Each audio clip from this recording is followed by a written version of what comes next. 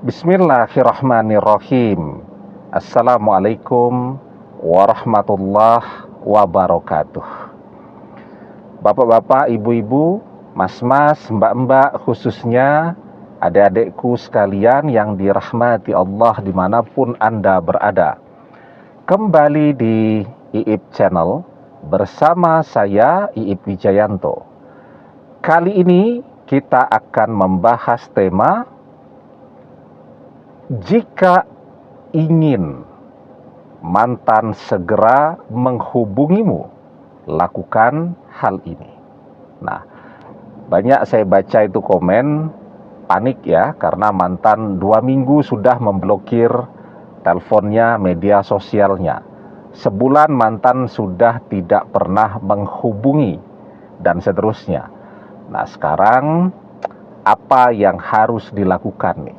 Kita kangen banget sama mantan, ya, pengen bicara dari hati ke hati, dan seterusnya. Tapi kita tidak bisa ngapa-ngapain, karena mantan tidak mau dihubungi. Maka kuncinya mantan yang harus menghubungi duluan kan.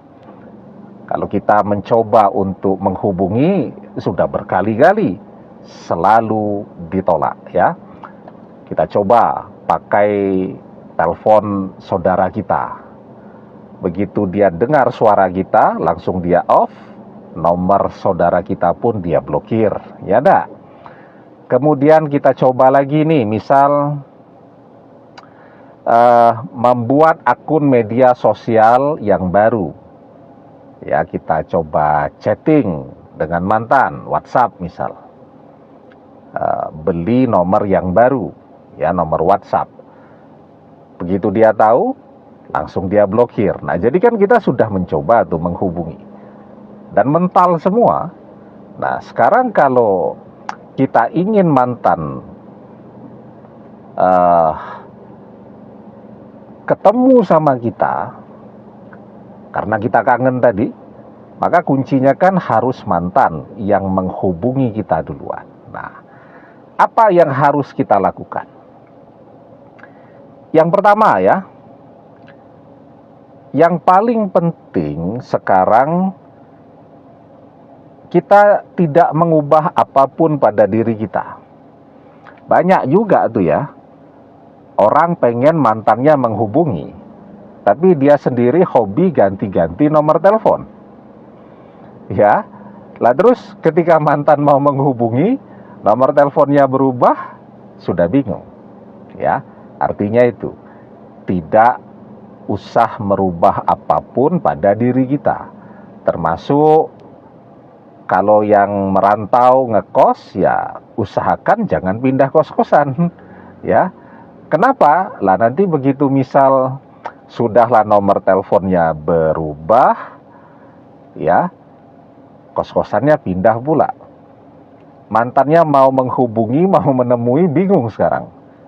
Teleponnya berapa, kos-kosannya di mana, dan seterusnya. Nah, jadi tidak merubah apapun yang ada pada diri kita.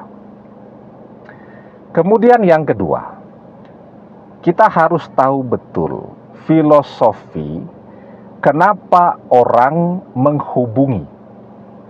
Kita punya banyak teman, sahabat, saudara.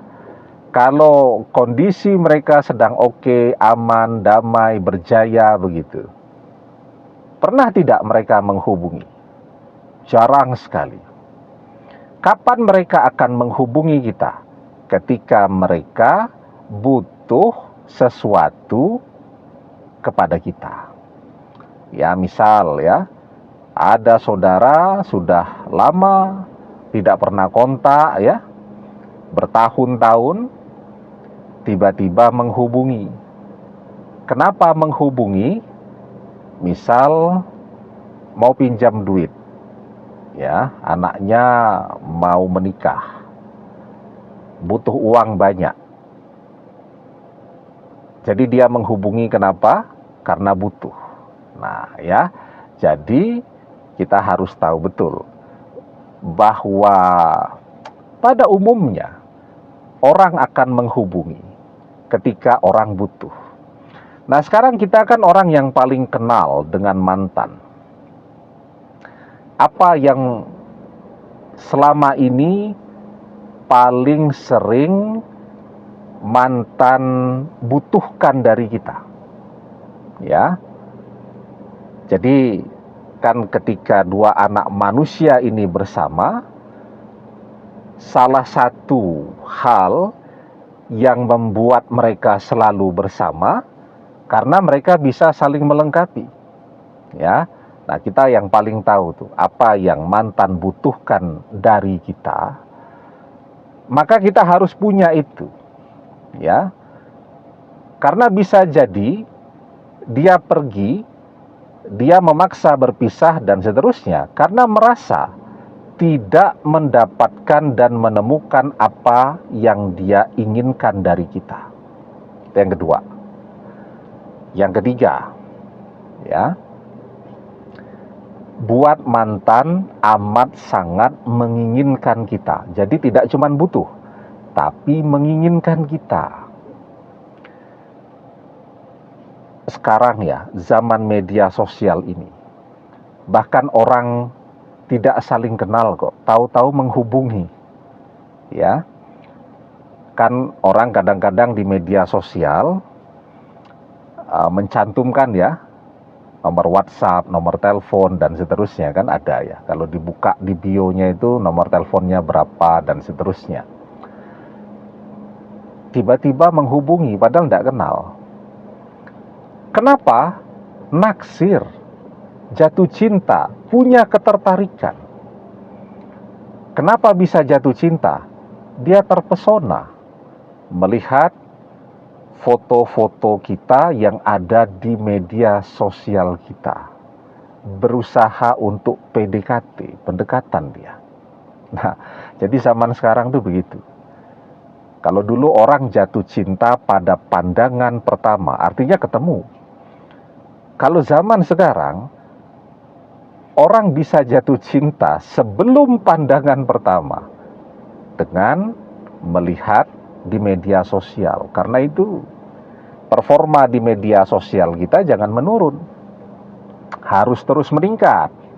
Ya, jadi kita yakin bahwa meskipun sepertinya memblokir dan seterusnya, mantan itu curiosity-nya, rasa ingin tahunya tentang kita tetap meledak-ledak, tetap menggebu-gebu. Ya, tetap kangen dia. Artinya untuk mengobati rasa kangen dan rasa penasarannya itu, apa yang dia lakukan? Yang ngintip media sosial kita. Ya, cuman kita tidak menyadari kapan mantan ngintip media sosial kita, pakai akun media sosial siapa dan seterusnya. Nah, jadi sebenarnya mantan itu juga masih mengintip dan memantau terus media sosial kita. Karena itu performa media sosial kita harus naik terus. Ya, fans kita harus diperbanyak. Kenapa? Karena ketika mantan melihat bahwa dunia kita sepi-sepi saja, ya, rasa penasarannya akan hilang. Tetapi sebaliknya, ketika dia melihat bahwa pesona kita itu membuat dunia kita, circle kita di media sosial itu menjadi ramai, menjadi meriah, mantan melihat, oh ternyata banyak toh orang yang naksir kita, orang yang berusaha untuk mencari perhatian kita dan seterusnya. Nah, di situ tuh mantan akan mulai merasa takut kehilangan karena dia melihat bahwa sekarang dia punya banyak saingan. Nah, itu yang ketiga. Ya. Jadi jangan kemudian mantan pergi membuat kita kehilangan kreativitas kita untuk menggunakan media sosial kita. Nah, dan yang keempat yang paling penting ya. Tapi sebelum kita bahas yang keempat, yang paling penting jangan lupa ya, yang belum subscribe untuk memencet tombol subscribe dan menyalakan lonceng notifikasi agar Anda selalu mendapatkan pemberitahuan video-video terbaru dari channel kesayangan kita ini. Dengan subscribe, doa-doa kita selalu terhubung sehingga kita selalu bisa berdoa bersama-sama. Dan jangan lupa subscribe itu gratis ya. Dan yang keempat nih, yang paling penting ya, getarkan hati mantan dengan doa-doa kita. Ketika kita menyebut mantan di dalam doa kita, hatinya bergetar ya. Karena ketika kita berdoa itu kita berada pada puncak fokus konsentrasi kita. Pikiran kita terhubung dengan dia. Ya, maka saat kita sebut nama mantan di dalam doa kita, pikirannya langsung terkoneksi dengan kita. Ketika dia teringat, hatinya bergetar. Sebut terus nama mantan di dalam doa kita, agar dia ingat kepada kita, agar dia kangen kepada kita, dan dia menghubungi kita. Insya Allah, kalau kita tekun berdoa agar mantan segera menghubungi, ya, jadi kan ada orang berdoanya 3 hari sekali, seminggu sekali. Kalau begitu, lama mantan baru menghubungi. Nah, tapi kita enggak. Setiap selesai mengerjakan sholat fardu, itu kan waktu yang paling mustajab juga untuk berdoa. Kita berdoa, kita minta kepada Allah, kita sebut nama mantan agar mantan segera menghubungi kita.